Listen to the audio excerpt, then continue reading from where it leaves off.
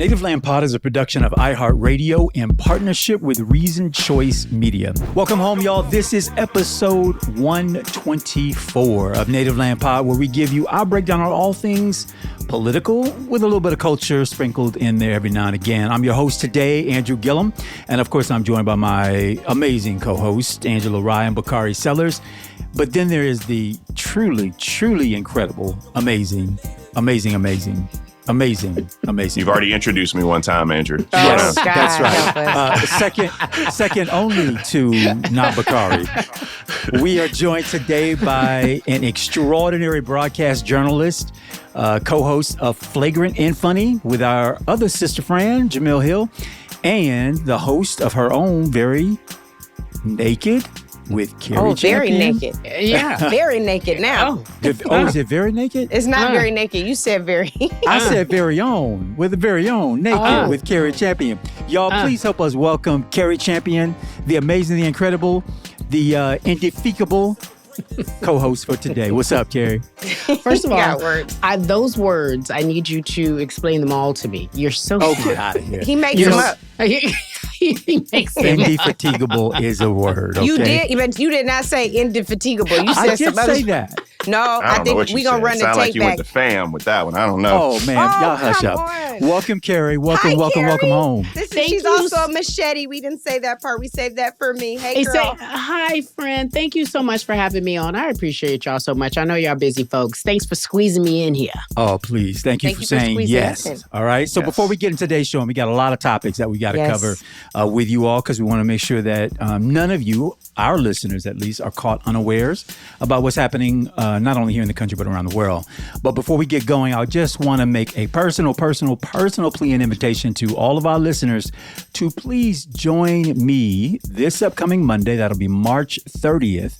For a very, very special town hall meeting with mayors and leaders from across the country, people who we know and respect and love or have love for, as we talk about some of the challenges that continue to rain down from this federal administration as they try to reign power over everybody and everything and every institution, how it is that cities, localities are fighting back, what we are doing on the front lines, those your local leaders, to make sure that democracy still stands at the end of these 4 years. Okay, so that'll be on Monday, March 30th. Begin streaming at 2 p.m. Eastern Standard Time. And of course, if you miss us live at 2 p.m. Eastern Standard, you can catch us on the podcast feed. We'll make sure it gets right up for your listening pleasure. Now, y'all, we are headed into For Your Situational Awareness. I want to kick off our conversation, or at least our topics for our situational awareness, with the fact that all of us have heard Donald Trump talking lately about the SAVE Act is really Save Donald Trump from Accountability Act, but he is putting all of the pressure on the Congress to pass no other legislation, because he refuses to sign any until his voter suppression bill, the SAVE Act, is passed by the House and the Senate and sent to his desk for signature. He is invoking a power he concedes is even greater than him and trying to push this over the finish line. Let's hear it directly from the president. I'm tying Homeland Security into voter identification with picture and proof of citizenship in order to vote. And those two items are the most important thing having to do with Homeland Security. So it should be part of the Homeland Security bill. And I'm requesting that the Republican senators do that immediately. You don't have to take a fast vote. Don't worry about Easter going home. In fact, make this one for Jesus, okay? Make this one for Jesus. That's what I tell him. Y'all, he calling on him. My question is, does he know him? No, he knows 2 Corinthians. We don't even have to say nothing on this one. This is all a part of, what he's been doing. He's been holding the Senate hostage to forcing the SAVE Act down the throats of the American people, ensuring TSA workers are not getting paid for doing the hard work they do every single day, sending in ICE to monitor and pass out water. I don't know if y'all saw that video. I wish I would have pulled that. But this is like all a part of this overall scheme to hijack American elections and to continue to steal, because it ain't a new steal, continue to steal democracy out of our hands.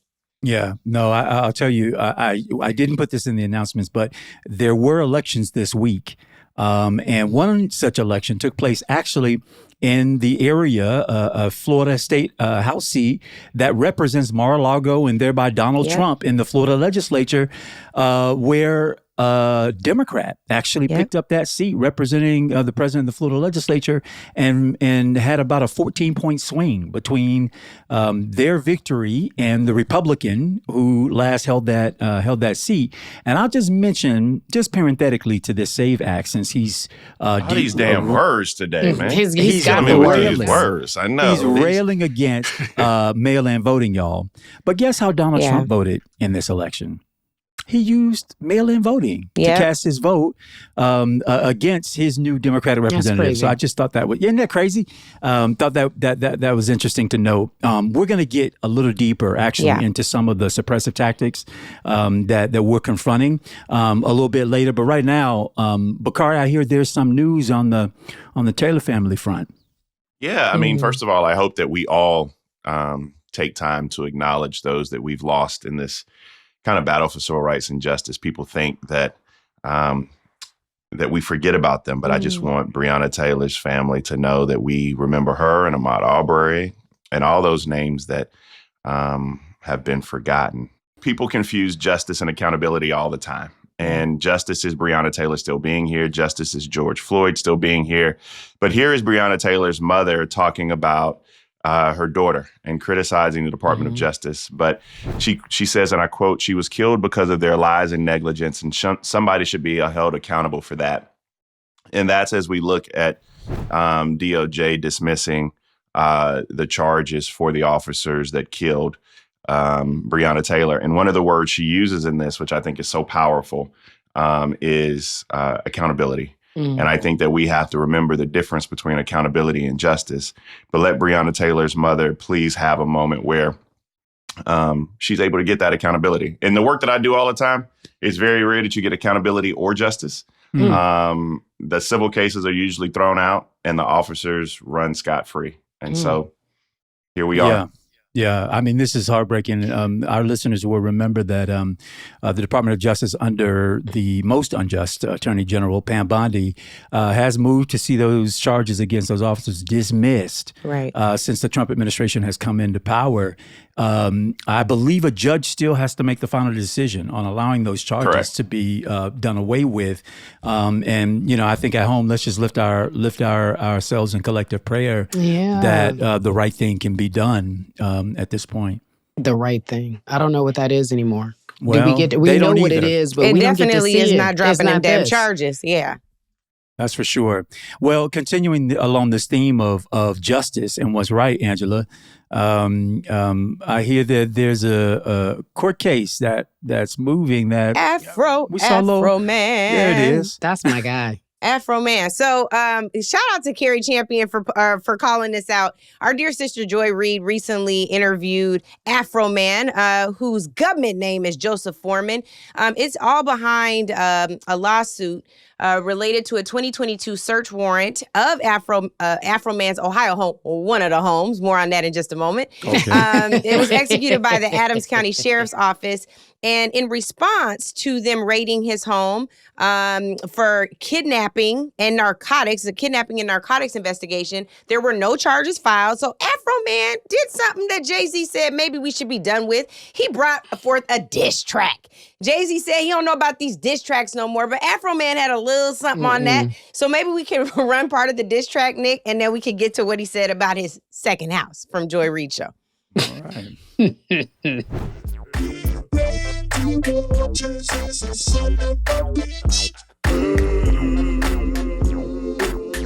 say your mama you a son of a bitch.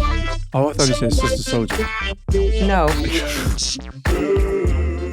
So let's start the story from the beginning. I gave my rundown on it. 2022. How did you were not home? Yeah. Were your wife and kids home? They were I have two houses. This house it's my company, and it's my house when me and my ex-wife ain't getting along. You know? He said it's his house when he and his ex-wife ain't getting along. That's enough information. Got you. Mm-hmm. The fact that he stumped Joy tells you all you need to know. Carrie, I want to hear from you on this. Joy said, Joy's being a journalist. She said, and so were your wife and kids home? He was like, damn. Oh, you had to go there. Damn, my lady mad. My lady's sitting over here in the back. My lady, not my wife, but my lady is mad. She's like, because I got 2 houses. What? I got an ex-wife. I got a checking and a savings. And how it works is, I was like, I've done that before. I have interviewed, in the world of sports, I've interviewed certain athletes, and I've asked about their family, thinking it's a perfectly fine question. Yeah. And they just get real uncomfortable. Like, I'm going through a divorce. How do you, you're like, oh, you're cheating. Got it. What did Angela say? If your husband, your boyfriend ain't posting about you on Valentine's Day? He got another. He definitely got a whole other piece. Afroman said, I got 2 houses. I got 2 houses. I loved it. Yeah, and my girlfriend's right here. And now I got to explain to her when I get off this live, Joy Reid. Right. Carrie, did you guys peep that one of them green, that was a green screen backdrop. That greenhouse was not the house. She was over in the cut, hiding behind that green screen. Angela, how did the case turn out? So they did not win for defamation. They tried to sue him over a diss track, and fortunately, I guess the jurors understand the assignment. They know that a diss track is not real. This is about, he said, I think the woman was a man, and that the other officer was a son of a bitch. And I think, it's just a diss track. He also said he was banging her. Exactly. Exactly. That's his wife. He said the son is his. Yeah. The only witness that Afroman called to the stand was the ex-wife of one of the officers. Wild. The trial was fascinating. In fact, I think legally Afroman is just as consequential as Uncle Luke for music in the First Amendment. That's all right. First Amendment defense. That's fair. That is amazing. And I love Afroman. I love this entire. Did y'all listen to y'all need to listen to some of his greatest hits. The Pound Cake. Because I Got High is the best song he ever made. Oh no, but Pound Cake got over like 4.5 million streams. Oh, yeah. Like, because the officer, he literally was watching them go through his entire house while they were raiding his house. He said he pulled over to the side of the road and watched everything they did. He was like, this is the only way I can get these people back. Man stole his pound cake. That's disrespectful. The officer ate his pound cake while they raided the house. If it was a 7-Up cake, he would have died. If it was a 7-Up cake, he would have died. I will look at those videos so long as they have subtitles. Well, I'm going to tell you this. You can understand this is great, and it might have should have been a midi pod, but we're going to go to the next hot topic. Well, our next speaking FYSA. of winning or not winning. Okay. I hear, Carrie, you've been following a particular team. Look at her face. I probably disagree with Carrie on this, but I want to hear what she has to say. Wait. I said I probably am, but I want to hear what you got to say about this. You're talking about UConn and you're talking about Syracuse. Yeah. So here's the deal. As everyone knows, March Madness is happening right now, and there's one particular coach. Her name is Legette Jack. She is a very well-known coach. She's done well for herself before. She was at Syracuse. She was at Buffalo. But she's in a particular part of this region where her bracket always finds her facing UConn. UConn, as we know, is one of the most dominant women's programs in women's basketball. And so essentially after the loss, she says that she's upset and she doesn't know why she has to continue to face UConn. Take a listen. For us to do what we've done, to continuously have to come to UConn, and every single school that I go to, from Buffalo to is unfair to the young people. I don't know whether somebody said, is there something that they might have against me? If that's the case, then we need to communicate about that. But for us to be what we've done in our body of work, to have to come and play the best team in the country. I mean, Gino has this thing going, and he is, I love what he's done, but I thought deserved a little more respect after being in this business for 37 years and to have to come and be in this particular bracket every freaking year. Okay, you can cut it right there. Love should have brought you home last night. In my mind, I'm like, Yeah, you have to face UConn. Eventually. That's what it is. You want to be the best, right? You want to be the best, right? Recruit better. You have to have these people just like Dawn did. Dawn got tired of getting her ass beat by that particular team. I'm talking about Dawn Staley. Mm-hmm. And she got people behind her and recruited and did what she had to do. While it may not be that easy, right? Because it sounds easy, but everybody can't do it. In my mind, I'm like, Coach, Coach, I hear you.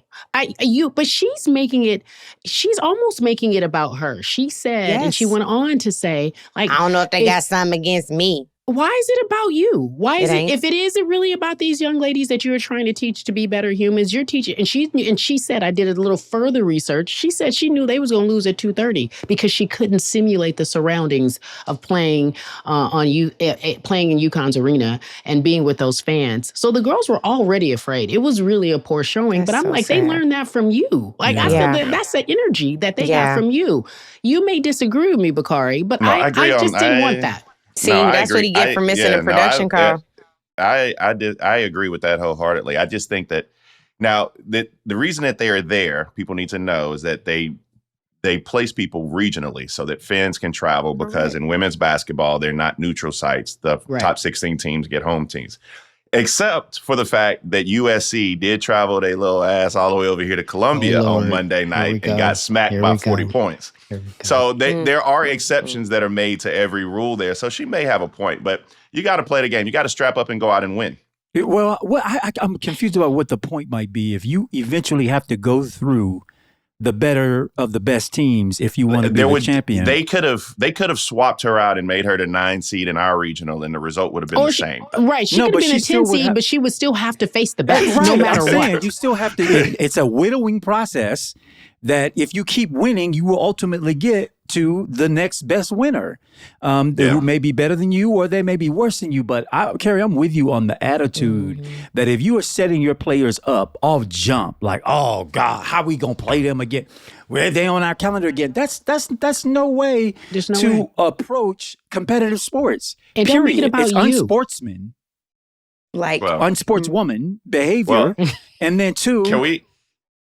Go ahead. I mean, no, I was going to say, Cari, since I was going to take a detour because I was going to see if Cari wanted to talk about some of the mess we saw in the W that came across my feed this morning. You guys can't do that because we got other topics. So I love y'all, but y'all I just wanted to see if you saw that new relationship that the W that broadcast himself online. We'll talk about the gossip later with Jackie and Dejanay. And I didn't see it. Well, I mean, maybe the listeners want to hear the gossip. What's the low light?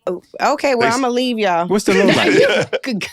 I want to hear the low light. And I gotta go. She said it's a whole. Let me tell you, the W is a mess. A mess, and the relationships are even messier. And I'm here for all of the drama. That's all I got to say. That's all. But we'll talk about it on the side. But there was a soft launch y'all last need night to text with or Jackie, be in this studio chat with Jackie and Dejanay, and she still is teammates with. Well, so, go ahead. Well, as we are flying on to a new topic, as we lay. Y'all can lay. I'm gonna fly. Okay, go. And we're gonna fly on to to what the heck is happening with these price gouging. Come up with a new category. You got to buy your crackers and your soda and your water and your leg room. Apparently, on the airliners. Cari, what is this that we hear about? United. Oh, she might not be able to talk about United. She can hit Delta. Let me tell you real quick, because this one hates her. United. I will just say in economy, they have a new class. Nick, do we have that picture of the United seats? So now you can buy 3 seats, and they got the seats that have flipped the legs up so you can make it a bed. So they can charge you a little more. That's just an so economy? Cari. Yeah, it's another layer. Nick, we'll play the video. Let's do that. Are you lying down? It says. Nope. They shot Cari's a hater. Well, you're about to be. So you lift up those armrests, boo, and then you kick that seat up like a recliner, like Pop's in the middle of the plane. Lazy boy in the middle of the plane. Lay it out. Got a blanket, 2 pillows. You can fly by yourself, or you can cuddle with your boo. Nap time with your kids. Family time just for Cari. Cari, you flying United now? You know I can't fool with United. And that is such a lie because they're not even giving you a real simulation because y'all know what it's like in the economies. Y'all know how crunched it's back there. There is no breathing room. In the aisle. Yeah, there's no breathing room. That's not realistic. That's so unfair. That's so unfair. It's for tiny people, really short people. That was for Trump. You see, that's why he went after Greenland. He saw it on the map. It was huge. He was like, it's so big. It's huge. It belongs to the U.S. That's Cari, a terrible idea. Are you idea. happy with Delta snatching the members of Congress perks away? Bold. They said if TSA can't do it, then you not getting no perks. Explain it to the listeners from the top. What is Delta doing? So if you are a member of Congress and you fly Delta, you get perks. Probably to the line first. You don't have to go through certain areas of security. They take care of you in various ways. But they said you no longer upgrades and such. And so they're saying Delta's like, you know what? Until you all figure this out, you don't get any perks. If you can't, and I think to me, that was much more of a political statement. That's why I said, I fool with Delta. I am a Delta. Same. Okay, so you get it. Yep. Not only is it the best airline, I appreciate them being bold enough to say we don't have time for this. Yeah. It's like, guess what? If you can't figure this out, no more perks. You wait just like everybody else. You get harassed by ICE like everyone else. You sit with the pedestrians. Nothing special about you. We're putting you back in gym pop, and I appreciate it. We do have the video from Delta CEO, so let's take a quick listen. Black man. Bastion, right? It's inexcusable that our security agents, our frontline agents that are central to what we do, are not being paid. And it's ridiculous to see them being used as political chips. So, we're outraged. And if there's a call to action here, and I think over 90% of the American public support those people getting paid, ask our folks right here in Washington to do their job, get our people paid. They can do it. That's leadership. Do your job. I appreciate it. I think that's Ed Bastian is his name. And correct me if I'm wrong, but I appreciated during the George Floyd protests, the statement that came under his signature from Delta. I remember it pretty distinctly. And I also appreciated, this is a little selfish and personal, but the great lengths they went through COVID and recognizing that a lot of folks weren't flying. For people who were regular flyers and had achieved certain levels and statuses and points and that kind of thing, they rolled that thing over for 3 years. They sure did. Gave you opportunity after opportunity. So anyway, I just think that's the way that corporations can stand up during the age of Trump and Trumpism. To say that they matter. It may not seem like a big thing to regular folk, but those members rely on that thing when they're running from the Capitol trying to catch a flight to get to, back to their homes and enjoy their weekends and so on and so forth. Waiting this 2-hour line wrapped around the corner. If y'all can't do your business, you can't do the work in Washington. Do it. We're not going to facilitate your movement. That's right. But you also, just for people who are watching, people need to know that you can fund TSA cleanly without funding the rest of Homeland Security.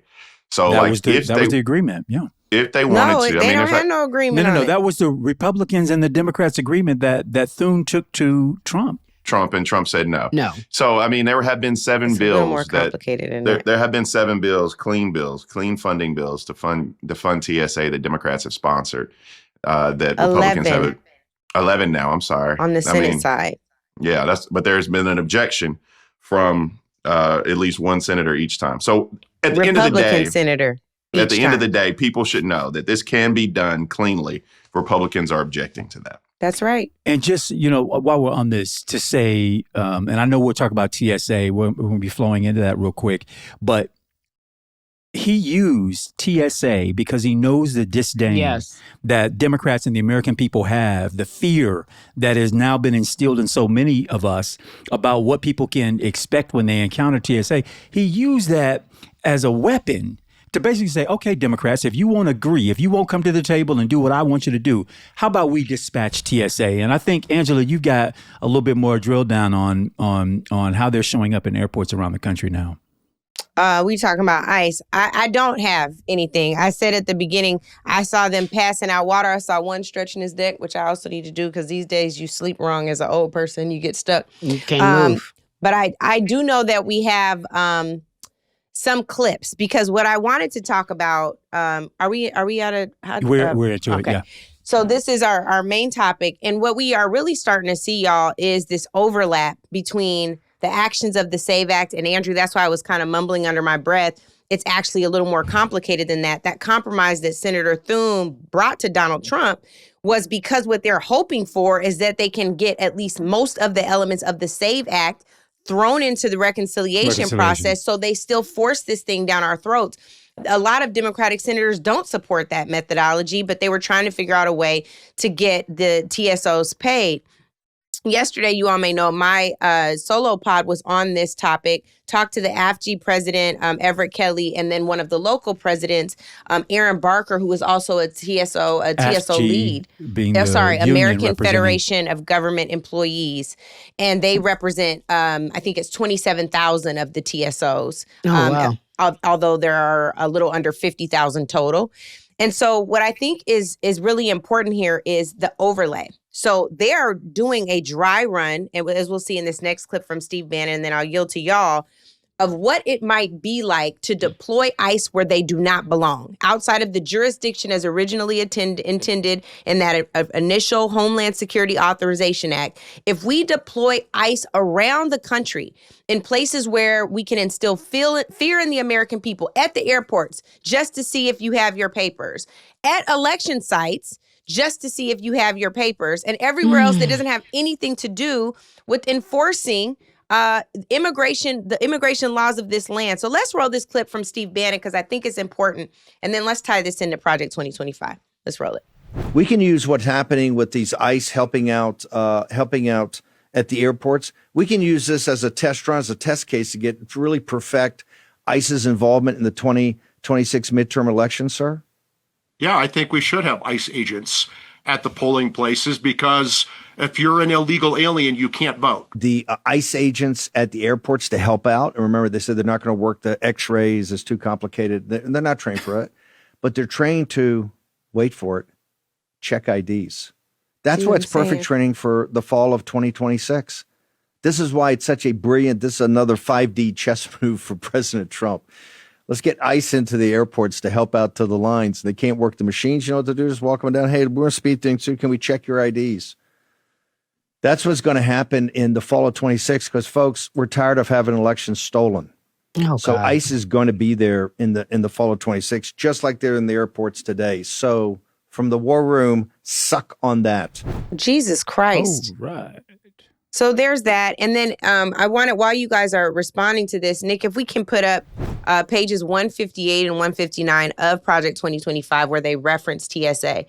They, at the same time where they're trying to intimidate American citizens, they also are working to make TSA clunky so they can privatize it. Why would they want to do that? They also want to deunionize it. Why would they want to put all of this in place around the 2026 election so that we are forced to have our IDs checked so it's in alignment with what the SAVE Act calls for, even if they don't pass the SAVE Act? And all of this is happening with the backdrop of what happened in the Supreme Court. So we can hold that, but I want y'all to be able to respond to this. So if I could just say for the benefit of our listeners that there isn't a jurisdiction that I know of in the entire United States that does not have an ID verification when you go and vote. Either an identification, a legal identification, or you would have to vote what is known as a challenge ballot, which is an affidavit that swears that you are who you say you are, and that vote then gets investigated and counted or discounted after the election day is done. That's part of the curing process. So when you hear the president say that it's just an ID, he's playing with you. It is not just an ID. We already have that in the 50 states and in the 4 territories in which voting takes place and is run by those respective states or territories. What he is what he wants to mandate is that we now not only have to show our identification, whatever that legal ID may be, but that we have to show our papers. And what do we mean when we say show our papers? It means that you need to have a birth certificate, a government-issued birth certificate that you produce in order to register to vote. Insane. Millions of people, millions across this country, including, and I would say especially in Republican areas, do not have line-of-sight access to their birth certificates.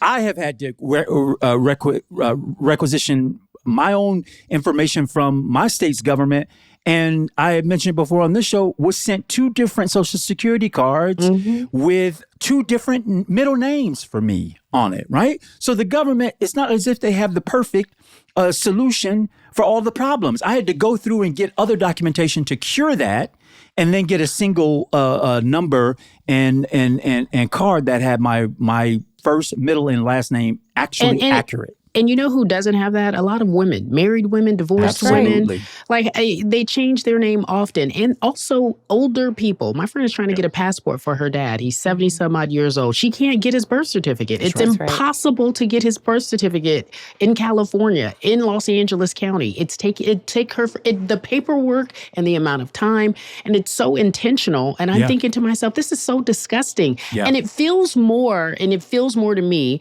You think of women who have been married and they changed their last name, or they didn't change their last name, or they got a divorce and they didn't change it back, and it's impossible to find that to happen. And I think about that for so many women, because that is the case. That's real. And you know what else? I think that's a brilliant point. I would also add, particularly in the South, the geopolitical South, but also the actual South, you have elders who were given a name.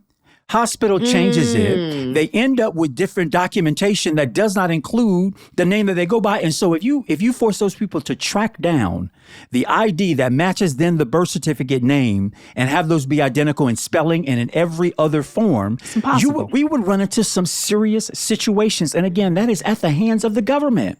That's at the hands of the government, not the fault of the individual. So when we hear the president talk about this and everybody says, well, yeah, I mean, it makes sense to have an ID. We're not talking about an ID. That's not what this is about. This is about show your papers, and what they are creating is a problem in search of a solution rather than a solution in search of a problem. They have a solution that they're creating a problem for, is what I'm trying to say. This is not a real problem. This is not a problem. It's not an issue.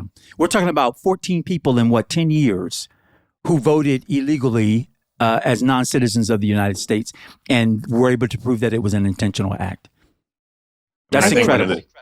One of the things that we are seeing right now, and I wanted to toss to a clip from Senator Ed Markey from Massachusetts, is that you highlighted this because a lot of people who watch this show, and a lot of my friends, barbershop friends, a lot of Black men I talk to, ask the question, like, why is it difficult to show your ID when you vote? They think that's what this is. And it's not. It's a citizenship test, right? It's proving your citizenship, utilizing those things. And again, we go back to the same point that we made last week and the week before last, that if your vote wasn't so important, they wouldn't work so damn hard to take it from you. And along those same lines, one of the things that I found to be true is that if the SAVE Act passes, it will be easier to buy an AR-15 in this country than it will be to vote. And Ed Markey right here, Nick, toss it up, actually went to the well and illustrated this. The new requirement to present a photo ID at the polling place is more stringent than laws already on the books in all but one state in the country. If the SAVE Act, if the STEAL Act passes, it will be easier to buy a gun in many states than to vote. Can I say that again? The NRA does not want it to be difficult to buy a gun. Republicans go along with that. Red states, standards are very low to buy a gun.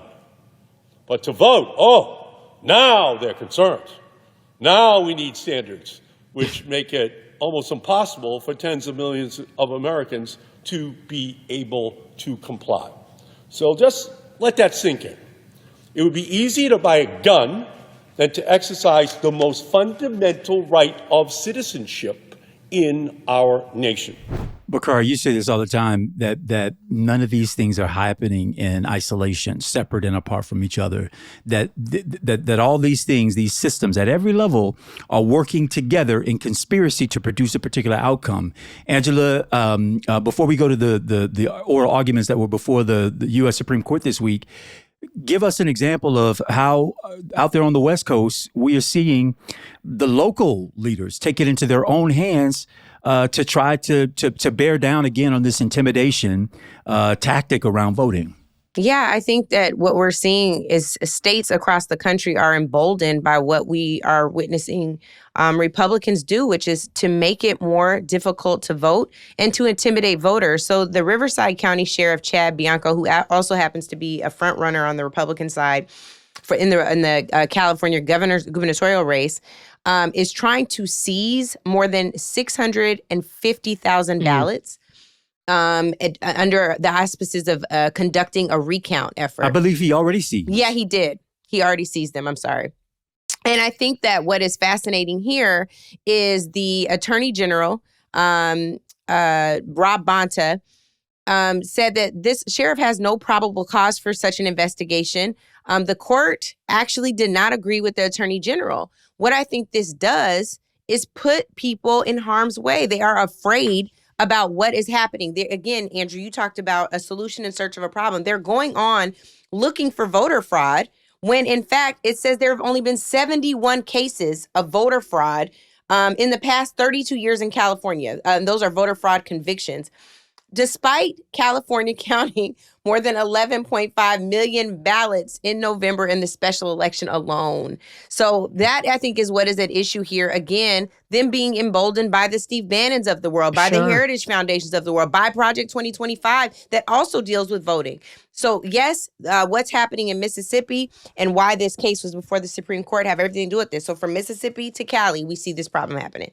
So in California, just so that listeners, all of us can let this sink in, a sheriff of a county is able to, not off of a referral from the prosecutor's office, right? That's generally how a investigation out of nowhere, thin air, comes into formation, because you don't just investigate for no reason. You investigate with the intention to prosecute and hold accountable people who have done something wrong or illegal. Unless your intention is intimidation, which is my argument here. You are guided by other intention. That's exactly right. So all I'm saying is that if you imagine where you live, your county sheriff deciding that they have the power to go and seize the ballots of another constitutionally elected officer. Almost in every place, supervisors of elections are elected. Secretaries of states in some cases are appointed, but many of them are elected.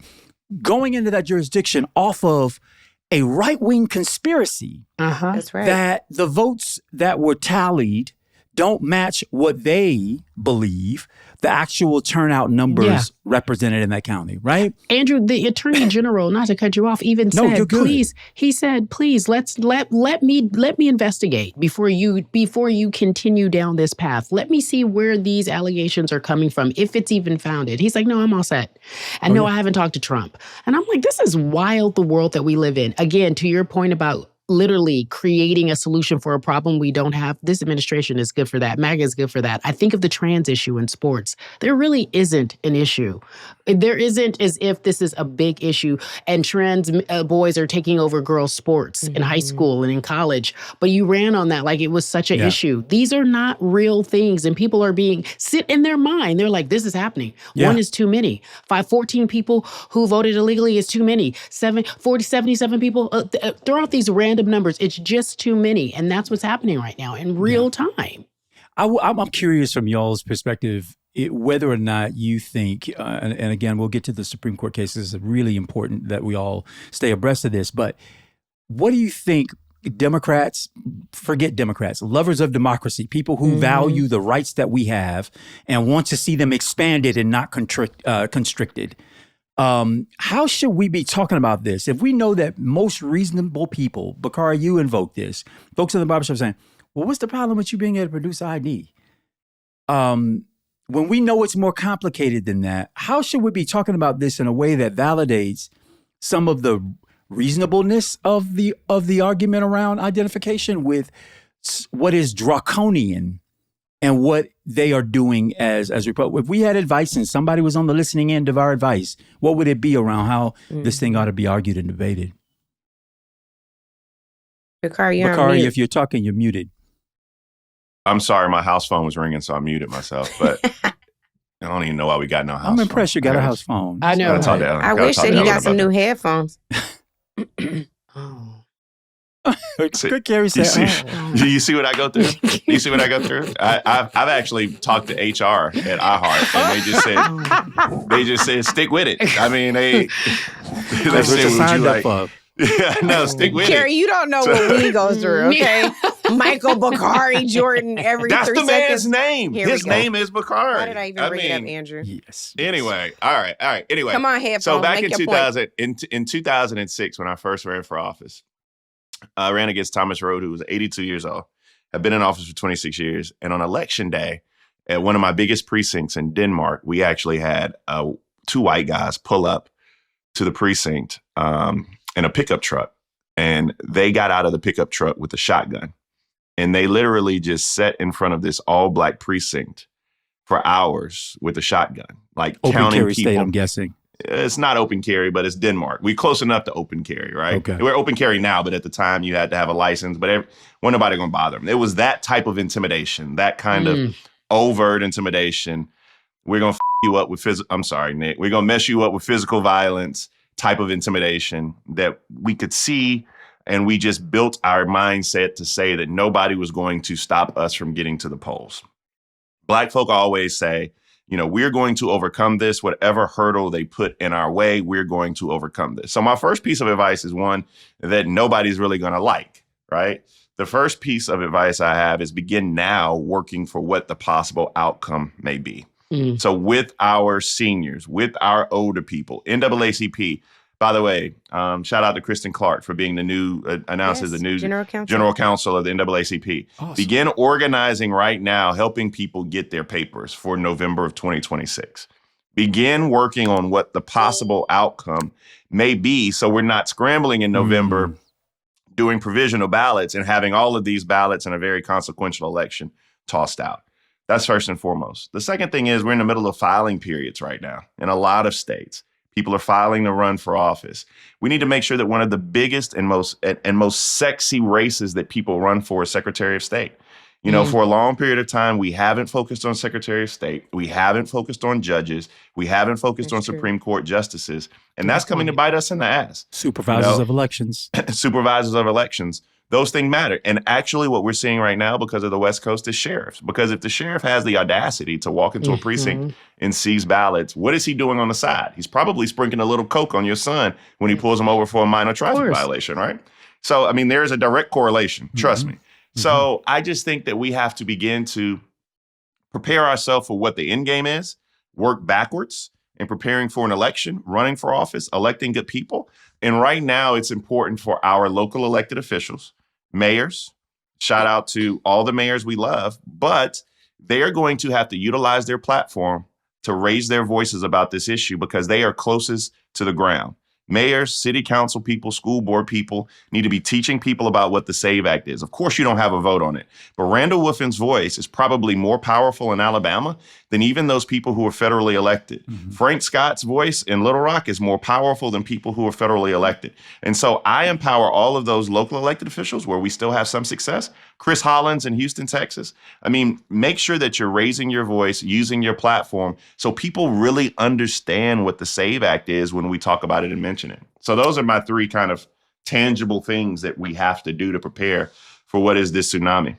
Cari and Angela, as well as Bakari, speaking of the preparing for what may be, right? The potential, the inevitable, the possible, the plausible. This week, the United States Supreme Court heard oral arguments based on a case coming out of Mississippi, where the state of Mississippi, run by Republicans, during the COVID era, passed a law that allowed for ballots that were mailed and postmarked by election day to be counted in the total count of votes that are cast. And just so that folks know, it's about 30 days or so after the election, the actual election day takes place, that those votes then are formally certified, which then leads to whatever the official outcome is of that race. So there is already a period that is built in for the curing and the certification of votes that are cast. Well, the National Republican Party took issue with the Republicans in Mississippi, taking their marching orders from Trump, and are saying, no, election day is one day, you vote, you count those ballots on that one day, and anything that comes in the mail after that should not be counted. So that's a very hairy, just sort of picture of what the case is that's before the courts. And the jurists had their opportunity to ask questions, which oftentimes gives us a window into how they might decide the ultimate case. So let's hear a little bit of what we heard from the justices this week. Should ballots that arrive after Election Day be allowed to be counted, even if they're postmarked by Election Day? Mississippi's Solicitor General says yes. States have allowed that for over a century. Congress has respected it.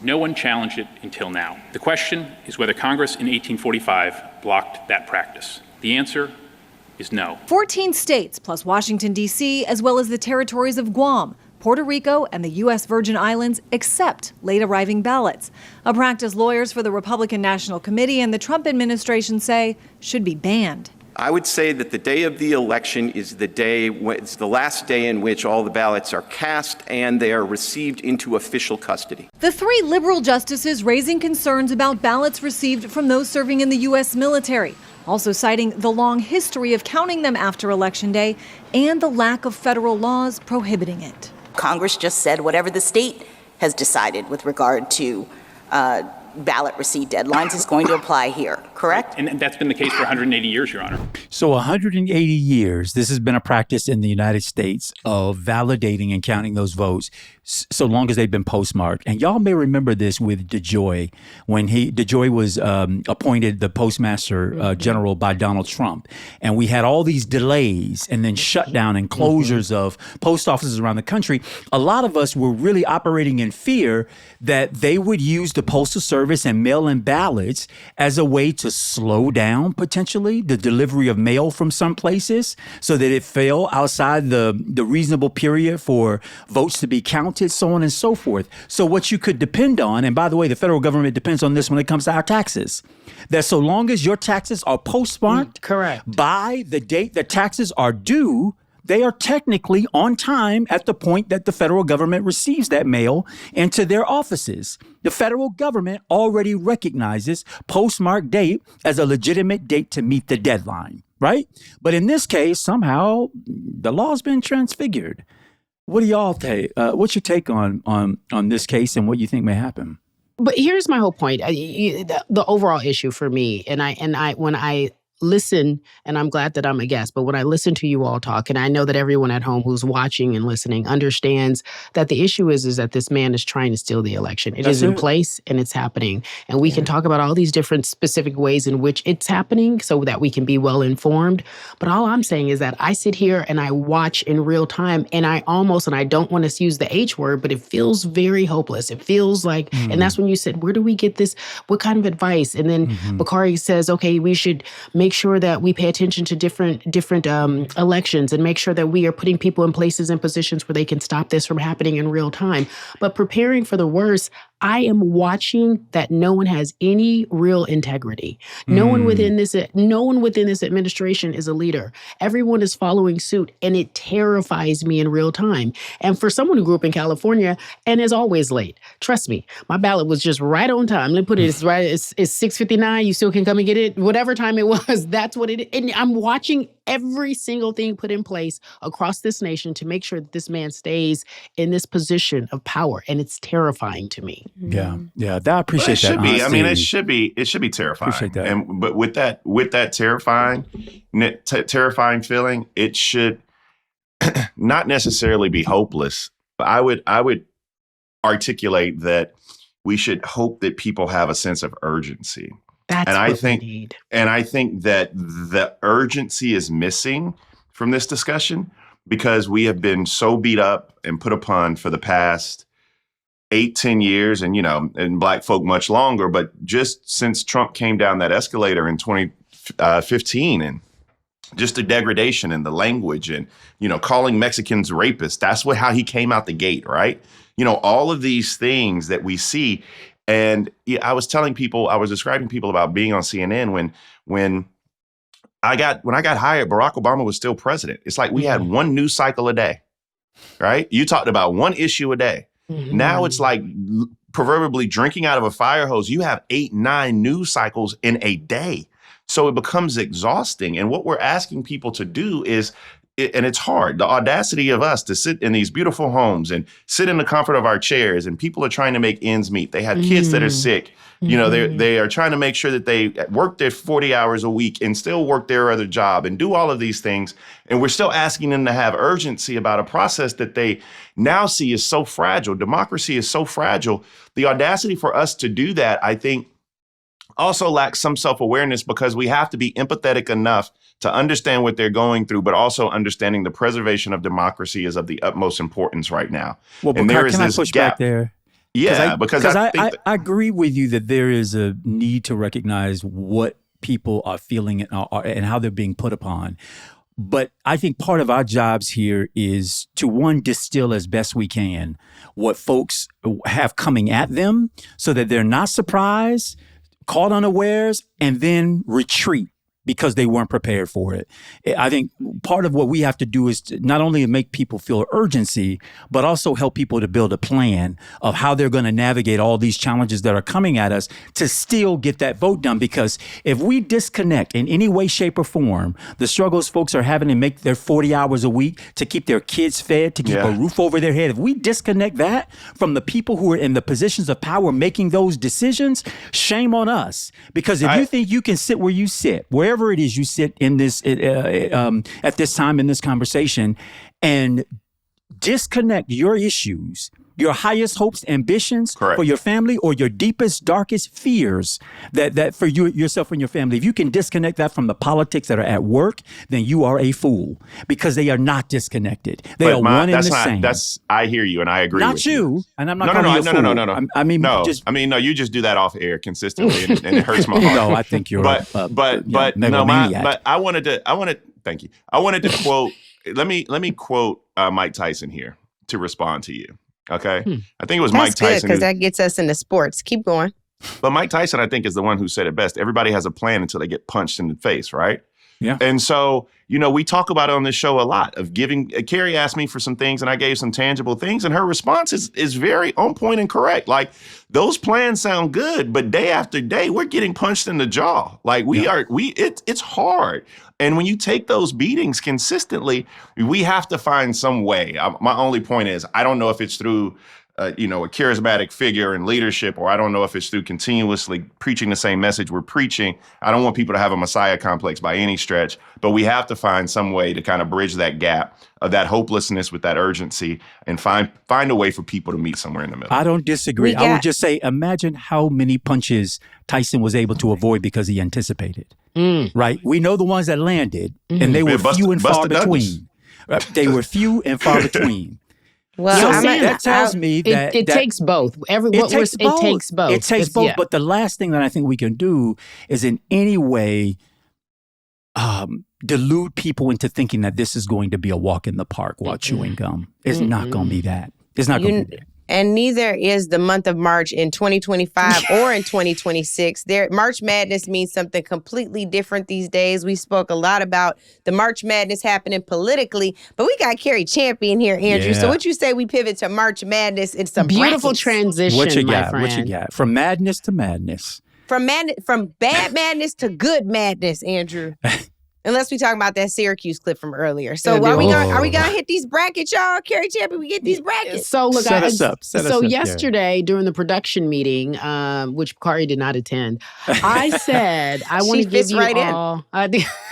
I know. Don't worry. I'm taking notes. And my therapist is he gonna give me. He gonna give me. So I said, why don't we all do just a little Final Four? Just your Final Four. You don't have to walk us through the whole tournament because everybody's bracket is busted no matter what. So I want to know one on the men's and the women's side. And it's pretty easy. If you just say the Final Four teams that will ultimately be vying for the national championship, and then it's dumbed down to two. You can have a prediction if you want. It's up to you. I don't mind. But Bakari, did you submit? Because I know you he didn't do his homework.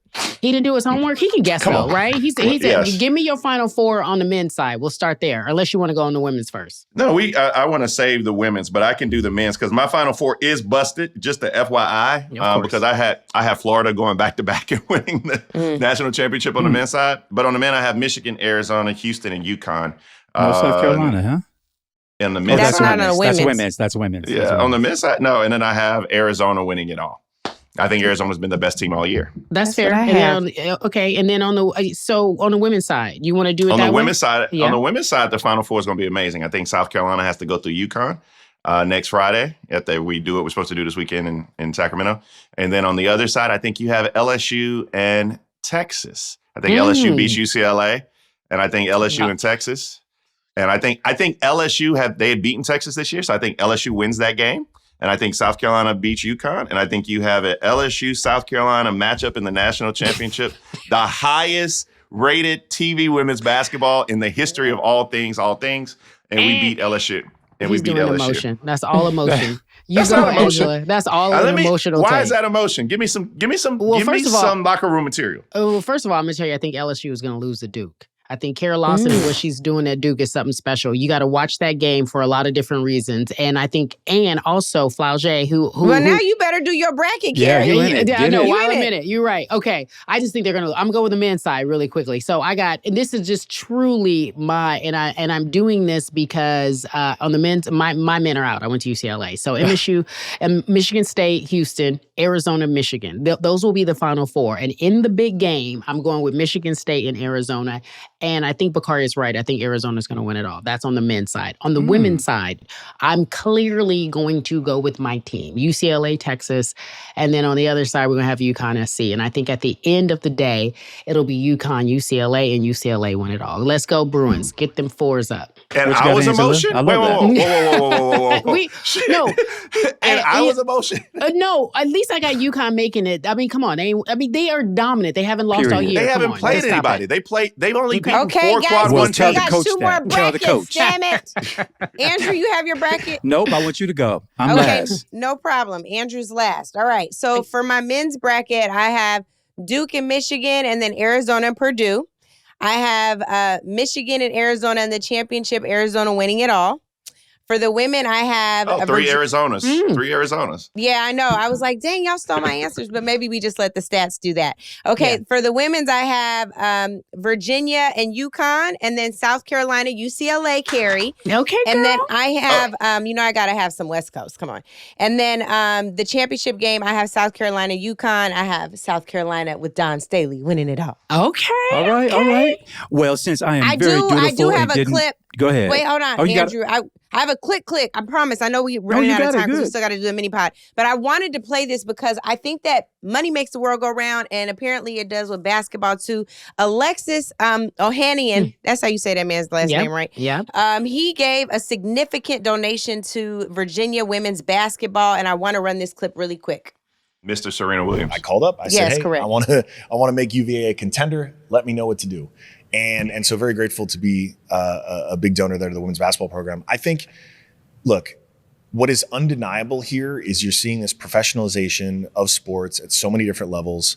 In college, I think it will be a net positive. It has already been a positive in women's sports because the free market doesn't care about your feelings. The free market just wants to put dollars to where it thinks it can generate value.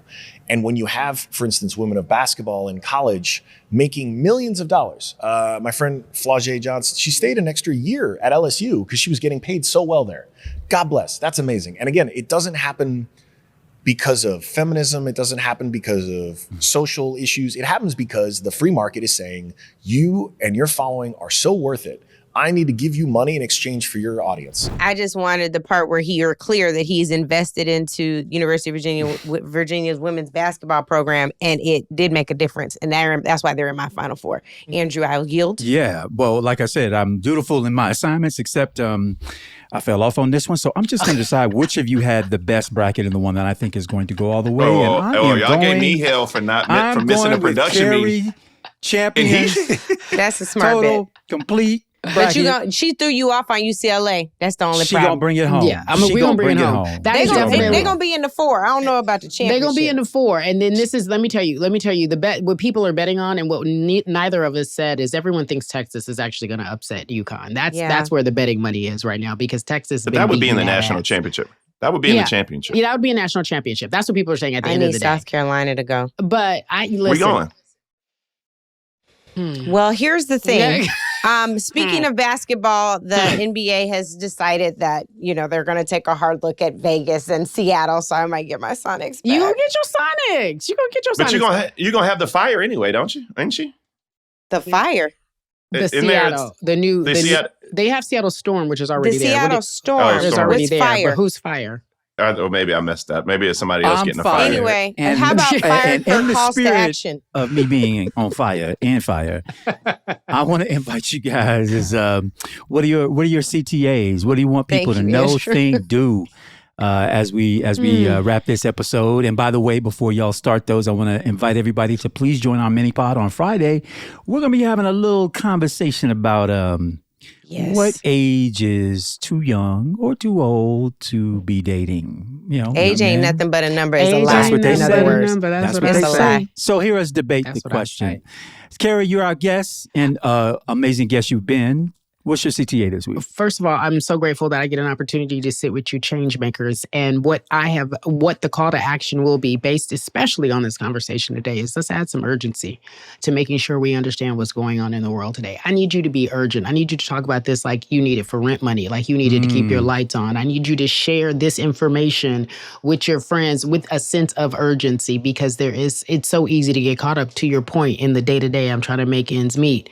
But at the same time, we need to be nuanced. We need to be a multi-hyphenate. We need to be able to be aware of everything that is going on. We can't escape this. I can't turn on Paradise and watch the entire season 1 and season 2 and enjoy myself like I like to do. You know what I mean? Mm-hmm. So I'm asking people to be urgent because it is important. It is necessary. It is needed. And I feel guilty for feeling hopeless and helpless because there is an answer. We've seen this done before. There is a blueprint. But my call to action is urgency.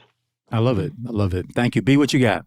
I want more people to run for office, man. I mean, I think that Cari struck a chord today when she talked about the lack of moral fiber and character of the people who are representing us right now. And a lot of people feel some contempt for Democrats, maybe not having that same issue of a lack of moral character or fiber, but just a lack of umph or courage on our side. So I want more good people to run for office, and don't run for office thinking that you're going to lose a race and end up on TV, or that you're going to end up with your own podcast. Can you say that again? People think that they're going to run for office just so that they, can improve their lot in life. But I want people to run for office because they believe not in politics, but they believe in public service. That's good. I received that. What you got, Hey, Isn't that how you do it? That's how you do it. Are you clocking it? No, all you know why? Because I ate that. That's the etymology for it. That's 8. There you go. Bakari, are you done? It looks like Pac-Man. All right, is you finished or is you done? Is you finished or is you done? Is you finished? Okay, so mine is, and I'm sorry because it's a little more somber. I learned yesterday that a good friend of mine from high school, Aqua Jamal Umoran, was killed tragically in a motorcycle accident in Dallas this past weekend. Right. And he's 45 years old. And so my call to action is twofold. Please stay off these motorcycles. Please. I know that a lot of people find it enjoyable, the need for speed, all of that. But y'all, I know too many people close to me who have been tragically hurt or killed in motorcycle accidents. Just stay off of them. I know I'm going to get hell raised from all the people that like the bikes, but please, y'all. My other piece is to enjoy every single day like it's your last. Again, watching my mom battle cancer, losing loved ones, it just deepens you into the preciousness of each and every single day. Taking that moment to ask someone you love how they are doing and really waiting to hear their answer is so important. And so I would ask you all to cherish the days you spend and cherish your loved ones on each day. Jamal, rest in power. I love that. And I'm sorry for your loss. Sorry. And to the family, of course. Yes. My CTA, y'all, is one, starting with an apology to our listeners that we have just been falling down on questions and remembering to emphasize, please record your questions, get them sent over to us. There's so many ways in which you can get them in our hands and then on the show. We'll make sure we include those in the show notes, so you can go there and get all the email links that you need in order to send that question in. But we value tremendously the relationship that we have with our listening audience, your fam. And it doesn't work when we can't hear from you. So I just want to put in a plea to all of you to, if you got questions, you got comments, but hopefully more questions, that you get those on record and that you get them sent over to us so that we can hear them on the show. If you're thinking it, please believe many others out there are thinking it as well. So don't second guess yourself. We know that you have a choice about where you spend your time, and we are extremely honored, privileged, and we take it seriously that you choose to spend a little bit of it with us. So I want to just say, along with my co-host, welcome home, everybody. Welcome home. As always, we want to remind everyone to leave us a review and subscribe to Native Land Pod. We're available on all podcast platforms and YouTube. You can follow us on social media in Substack or check out nativelandpod.com.